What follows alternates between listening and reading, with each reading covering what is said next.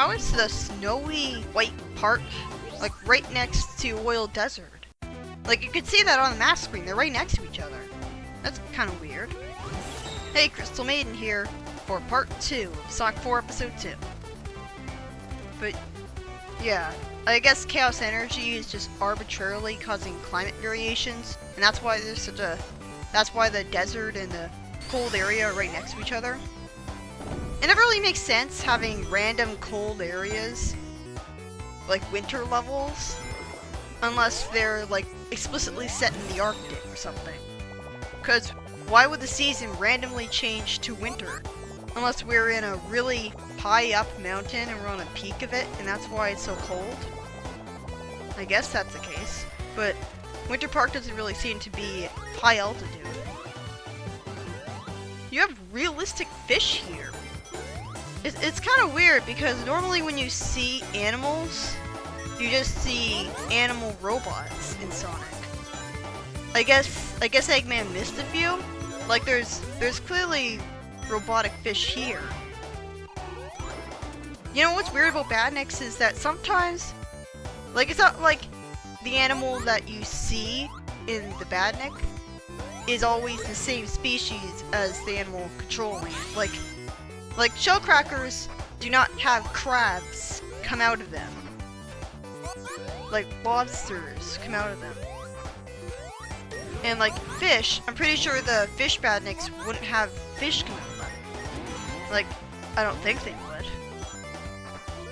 So that's kind of weird. Like, how does a completely different species of animal manage to control a Badnik that's a completely different species from it? Like, you think that its mind would be like incompatible with it? I guess they'd have to undergo some really heavy-duty brainwashing for that. I love how much faster the breathing animation is compared to episode 1. Like here, it's not so fast. It doesn't take so long that I really notice it. Like there's a faster breathing animation, and the bubbles come up faster as well. It's kind of weird how there's 2 levels with water in it in this game. It's really cool that you can swim underwater with Tails, although it's weird how it controls completely differently from the flight. With the swimming, I struggled at the start because you have to hold up to make him go up.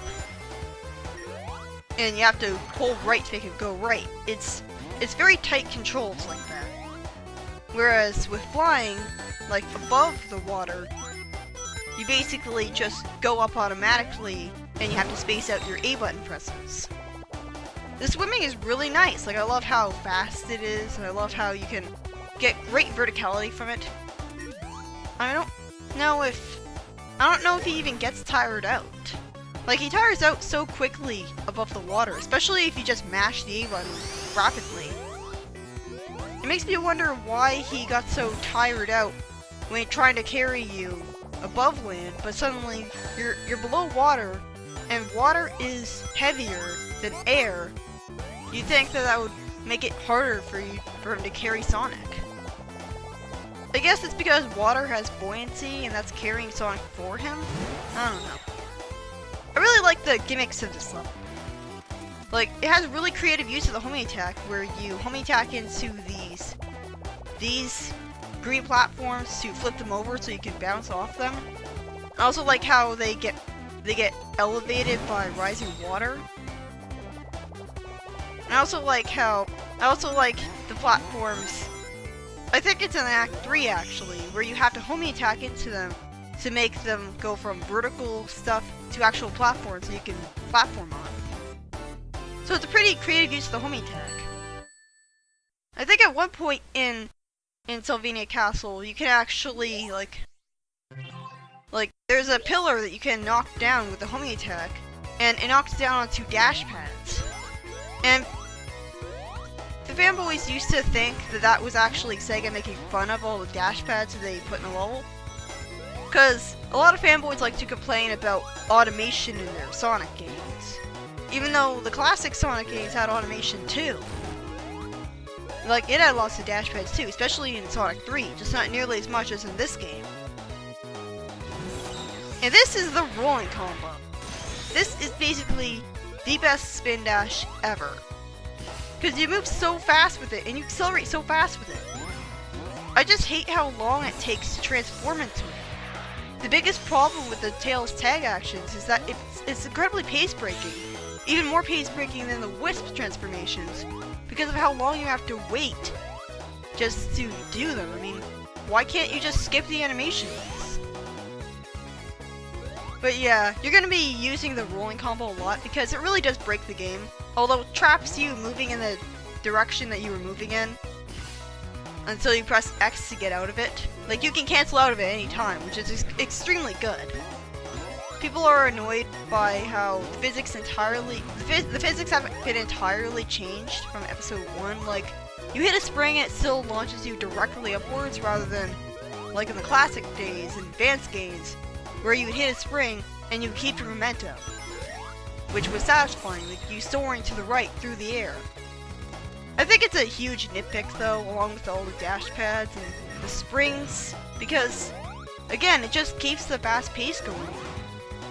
If I had to choose between just falling through a level design to go down and having a bunch of diagonal springs making me fall faster, then I'd choose the latter because it's a Sonic game. It's supposed to be fast, you know?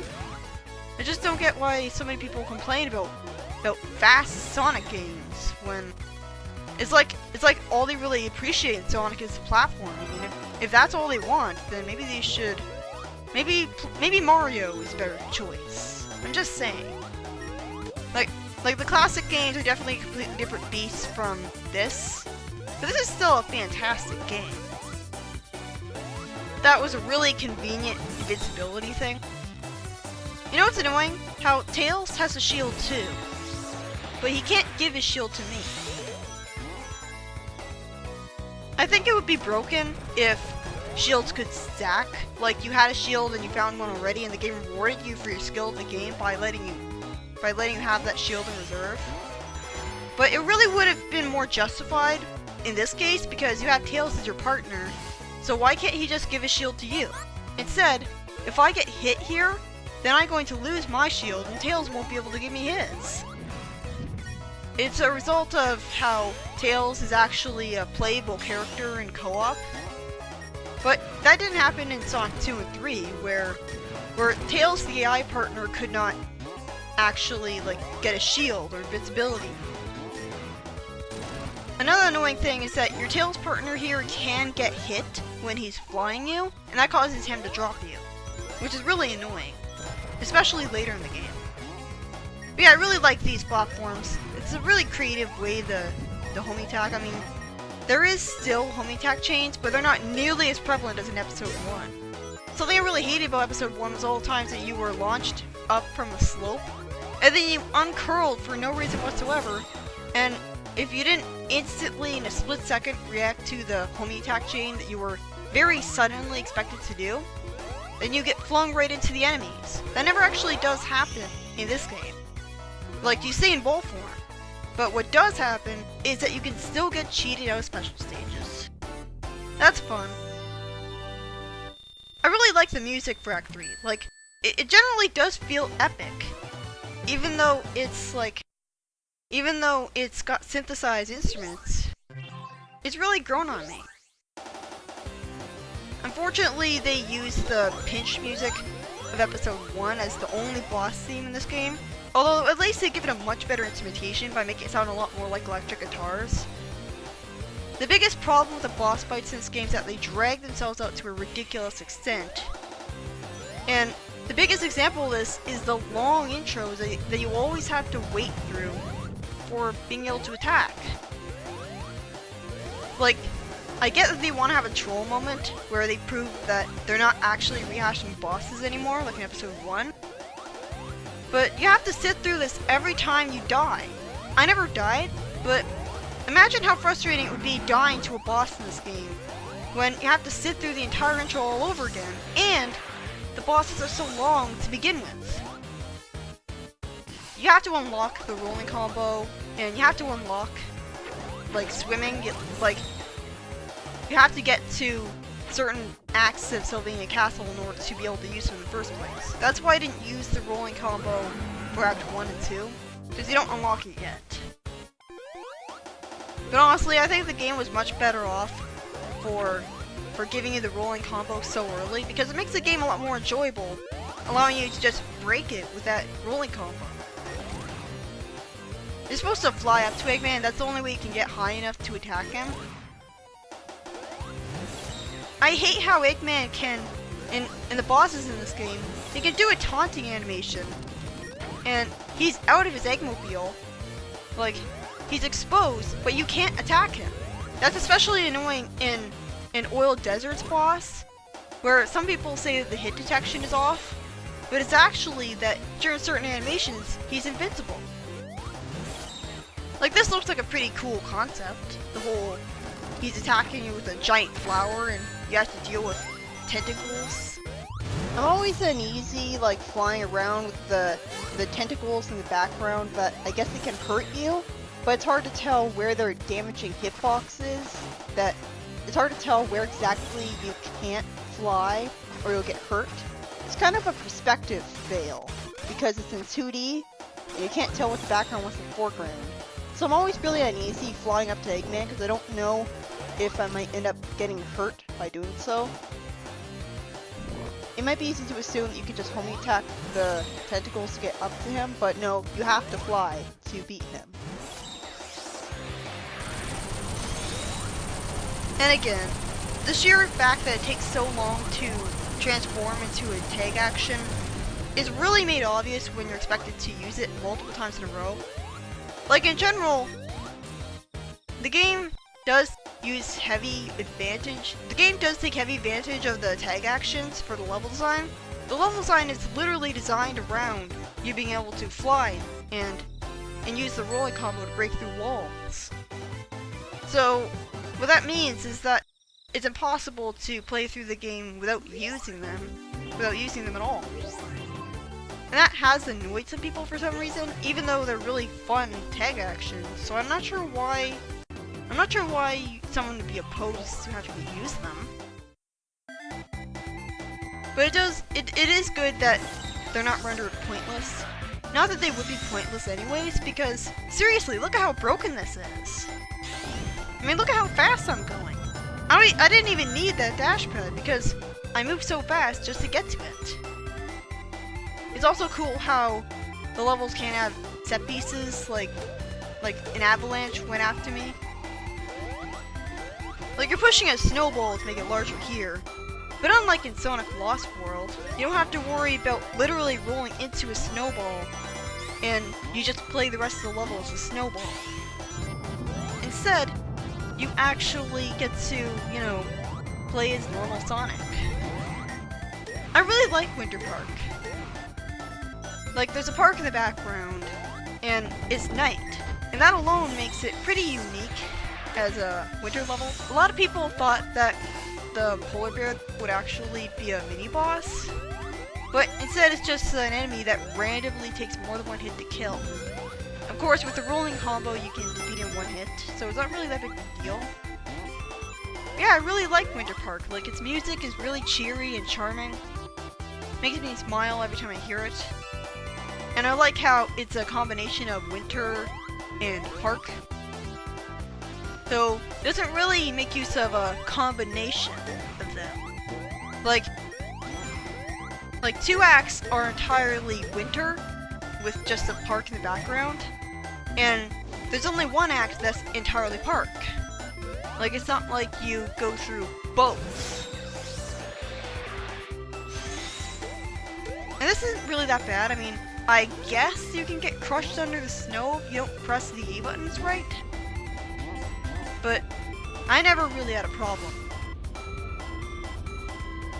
Speed chews make a faster version of the act's music play that skips ahead in the track, which is fantastic. But the problem is that it starts it at the beginning, not picking up from where the act music left off like in every other game. It's kind of awkward, and it's not as natural as in the other games. But yeah, this is a pretty fun level. I'm not actually going to be getting Supersonic in this game, mainly because the special stages in this game are the Sonic 2 half pipes, and I've heard some horror stories about the special stages, like how it takes over an hour or half an hour to beat the final one. So yeah, I'm not really going to bother with that. Supersonic is really good in this game because he's finally playable in boss fights. For the first time since Sonic 3! The weird thing is that his physics from episode 1 were left unchanged, because Sonic Team saw nothing wrong with them. It's not really that big of a deal though. Obviously, he can jump higher and move faster. The really cool thing about Supersonic is that he deals double damage to the bosses. I don't know why he wasn't like that from the very beginning, since, you know, he's super form, he's stronger. But yeah, provided you can actually get Supersonic, he's a really useful way to cheese the bosses. Supersonic just had the invincibility theme in episode 1 for the mobile version, not his own theme. Not that it really mattered because it was short and repetitive anyways. There's actually a sickly orange and green looking special stage in this game. I don't know why they thought that was a good idea. The special stages do in general look really nice aesthetically though, like with a combination of colors and whatnot. Special stage 4 requires you getting practically every ring. There's like no room for error. 6 and 7 are easily the hardest ones in the game. Special stage 7 requires you using a chain tether power-up to get rings, which that power-up is most useful in co-op. It's not really easy to use in single player, so it's really annoying that they force you to use it. And again, you have to use the boost in order to beat the 7th special stage. And as you can see, I'm not using it all here because if you boost, then bombs will catch up to you and they'll show up before you can avoid them. And rings, you'll miss them because you're going so fast that you won't have time to react when they show up. So yeah, obviously I'm not really going to bother with getting all the Chaos Emeralds. I looked up a Supersonic mod, but it was utterly worthless, because it doesn't actually give you all the Chaos Emeralds when you get it.